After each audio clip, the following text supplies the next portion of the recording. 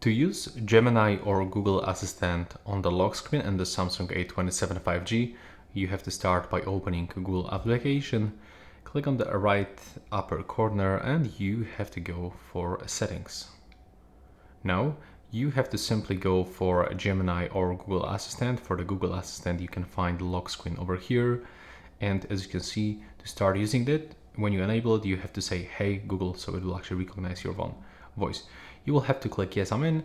Now, as you can see, it's enabled for the lock screen, so you will get some responses.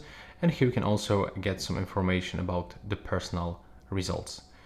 So that's how it looks for the Google one. If you go for a Gemini, now you can also open it. In this case, I have to activate the Gemini.